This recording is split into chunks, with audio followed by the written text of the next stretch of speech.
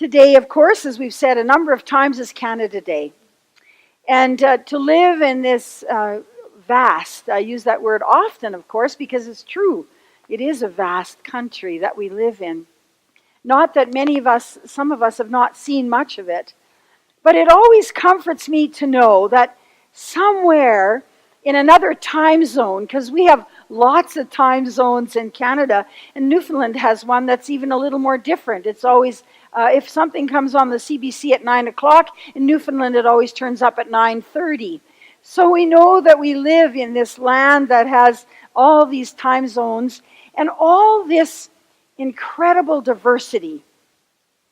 Sometimes we don't live very comfortably with that diversity, but I think, on the whole, Canada does a pretty good job of embracing that diversity and appreciating what other folks have brought to us from where they've come from. You know, almost 50% of us were not born in Canada.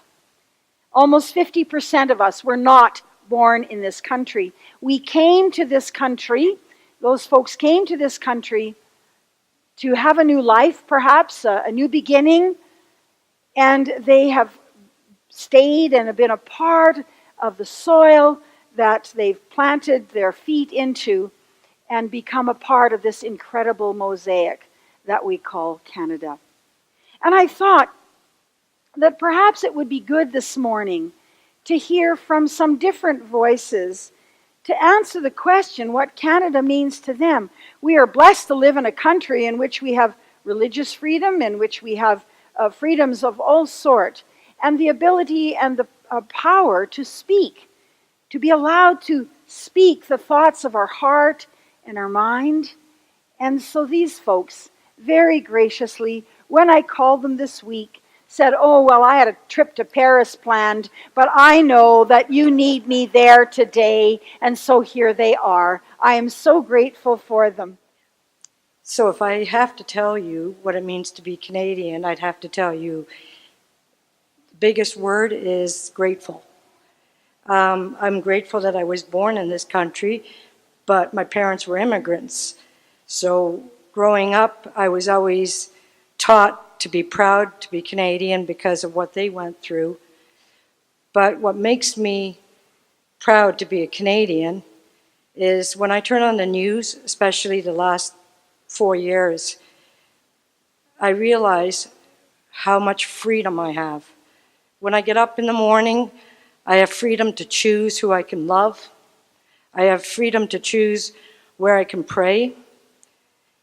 And I have freedom to choose that I can take things without being violent.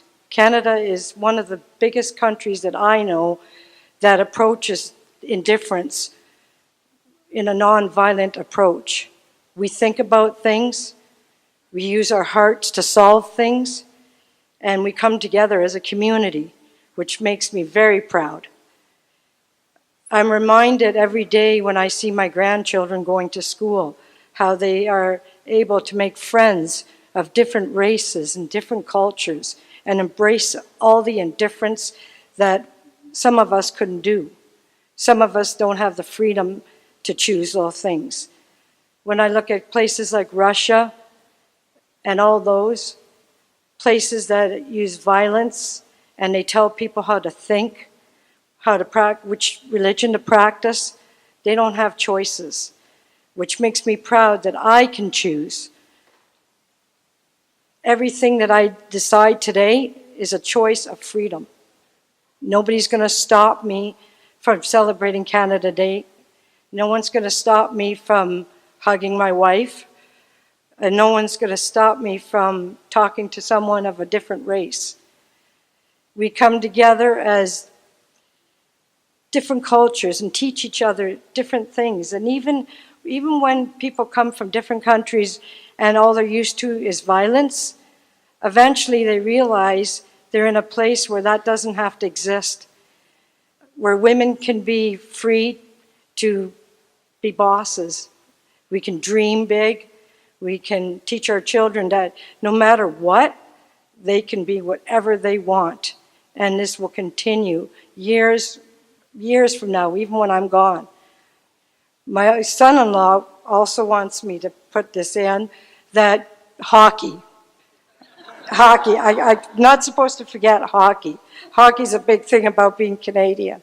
Although I don't always watch it, he definitely does.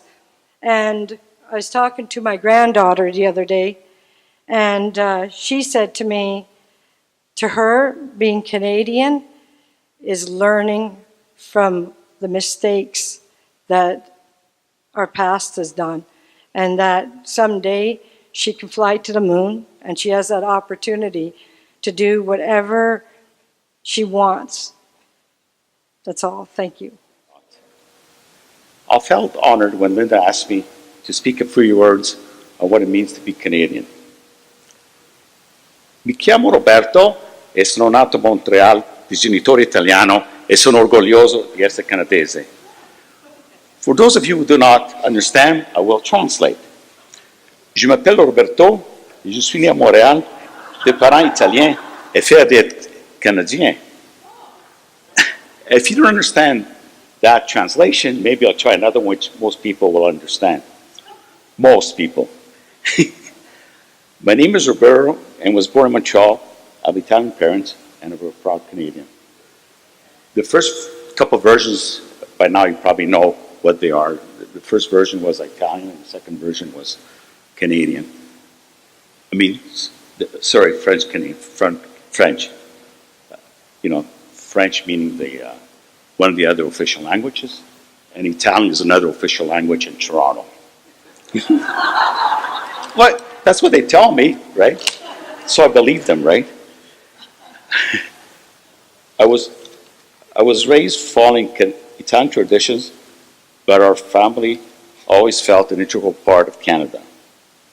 As time went on, we blended our traditions with English and French Canadian ones.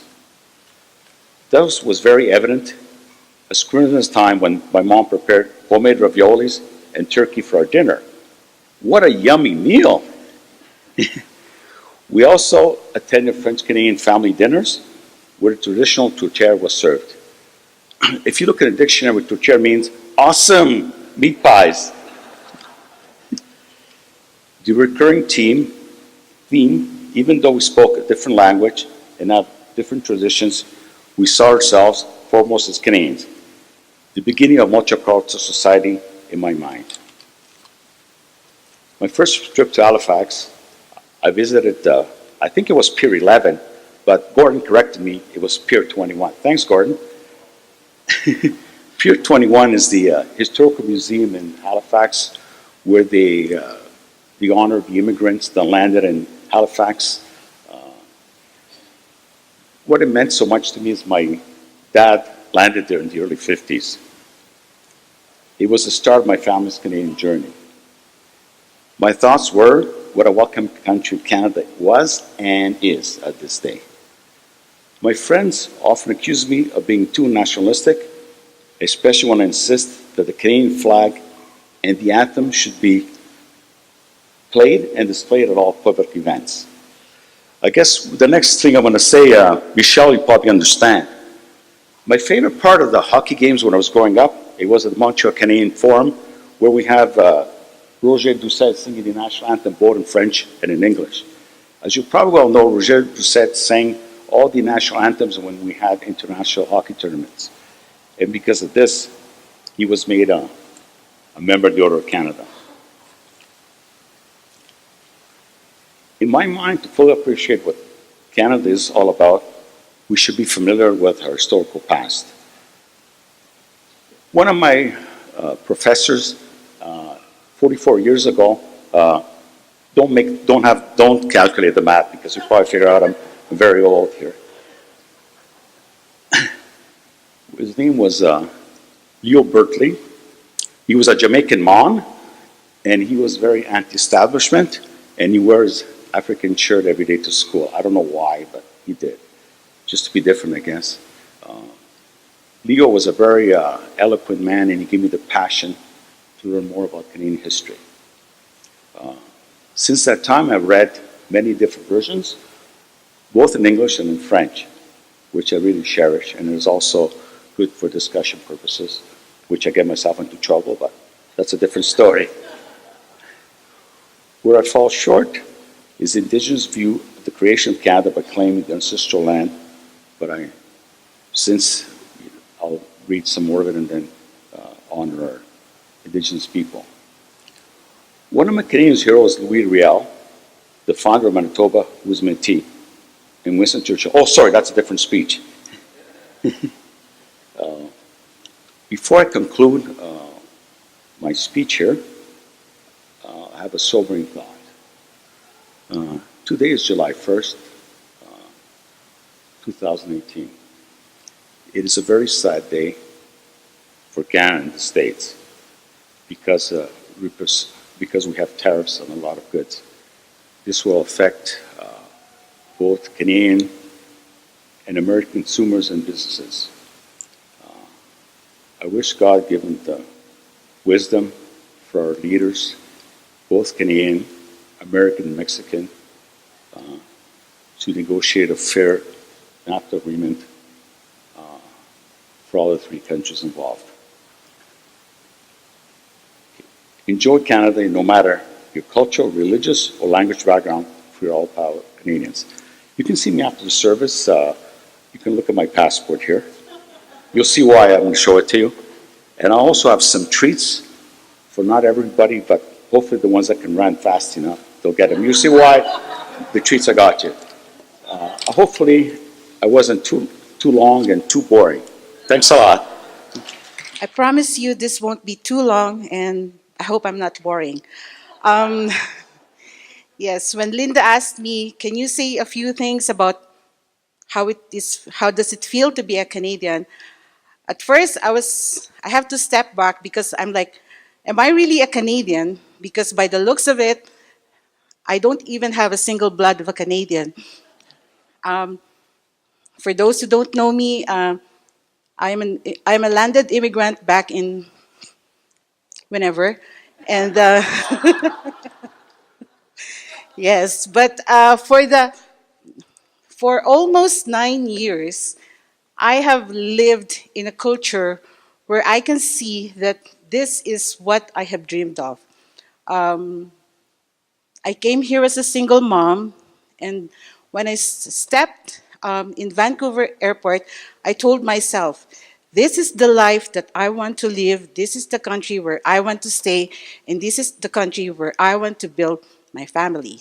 So, in saying that, I told my son, I said, don't worry, pretty soon we will be a family complete with a man in the house and perhaps more children, but sad to say, I didn't have a second child, so although we were working on it, but that's okay. So when I landed here, I said, "Oh my gosh, I didn't realize you pronounce letters Z as Z." When I was at work, I'm like, "What was that?" And then when you go to Tim Hortons, you have to order a double double, and I said, "What's a double double? We don't have that." Yes, and of course, I didn't realize that you have to have 10 months of snow. So that part I did not really, I'm like, this was not part of the research that I found. I thought winter is only 3 months. But anyway, life is good. And I would say I'm so glad that I live in a country where there is a culture of sharing, a culture of pride, and a culture of diversity. I like it when I hear different languages because I can feel that really Canada is a country where they embrace different cultures. And I'm proud to be a Filipino and a Canadian at the same time. Thank you. My name is Ron, and I'm a Canadian. I was lucky enough to be born in Canada. My dad was born in Canada, but his older brothers were born in Europe. My mom was born in Europe and came to Canada after the war. So, being blissfully ignorant about war, I took everything for granted. I grew up in a safe society. My parents taught me to be proud to be Canadian. We were not to refer to ourselves as German Canadian, but Canadians first, then, if needed, I could mention my German heritage. My older uncles, some who fought for Canada and some who fought for Germany, never talked to us kids about the war. They were determined to live a peaceful life. I loved being a Canadian kid. I was lucky enough to grow up with different ethnic groups. And let's face it, most everybody in this room can trace their lineage back to somewhere other than Canada. My eyes were open to the value of being a Canadian while a teenager. Centennial celebrations and Expo 67 proudly displayed Canada to the world. Yet at the same time, our neighbors to the south were engaged in the Vietnam War. I met young men whose families had moved to Canada so they would not have to face the draft. South of the border, there was turmoil, demonstrations, assassinations, and the world seemed less safe. But talking to my dad made me realize that Canada was still safe. I loved being a Canadian teenager. Now, traveling as an adult, I'm happy to be a Canuck. People seem to cut you more slack if you're from Canada. Visiting Charlottetown, I saw where Confederation began. It struck me that people just got together, came up with a plan, signed some papers, and started a country. No civil war, no huge amount of bloodshed, just a willingness to try to work together. That's not to say it was easy, just that Canadians are willing to try.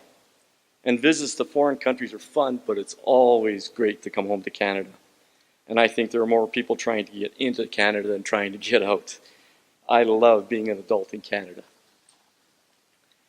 I think Canadians are humble, strong, and have a sense of humor. We seem to say sorry a lot, but we never have to be sorry for our country. We have a healthcare system that is envied by many other countries. That's Canadian. We have a military that's proficient at what they do, and they are often called to be peacekeepers. That's Canadian. At a recent hockey game in Canada, when the sound system failed during the American national anthem, the singer simply held his mic up in the air. The entire crowd sang the entire American national anthem and then sang the Canadian anthem with pride and proud. That's Canadian. I see hockey teams that play a tough and grueling series, then smile and shake hands. That's Canadian. If you put all the leaders of our federal politics into a ballot and added Don Cherry's name, Don may not win, but he wouldn't be last either, and that's Canadian. If you look up a list of the top Canadians of all time, usually 3 of the top 5 are people who put other Canadians first. Tommy Douglas, the father of our healthcare system. Terry Fox, who tried to run across Canada to raise money for cancer. And Dr. Banting, who discovered insulin, yet refused to apply for a patent because he said it was too important to the entire world and should not be priced out of range for anybody. That's Canadian. I love living in Canada. I love being a Canadian. Thanks very much. Each of you have shared, and I could have asked half a dozen more of you, or more of you to come forward, because I know that each of you have your own thoughts in your heart, in your mind. I hope that you'll stay for coffee on this Canada Day, and that you'll have an opportunity to share your stories about what it means to you to be Canadian in this Canadian context, living in a time in which division. And so I point you back to the scripture reading, Paul's letter to the Ephesians. Paul was always great about sending letters back to the communities that he established. And he reminded them of how they are to live. And this was a very powerful passage about that we are not to be slanderous, that we are to be humble, that we are to be kind, that we are to allow the spirit of goodness to flow forth from us. That even, yes, we get angry, but don't live in that anger. Don't let the sun go down on our anger.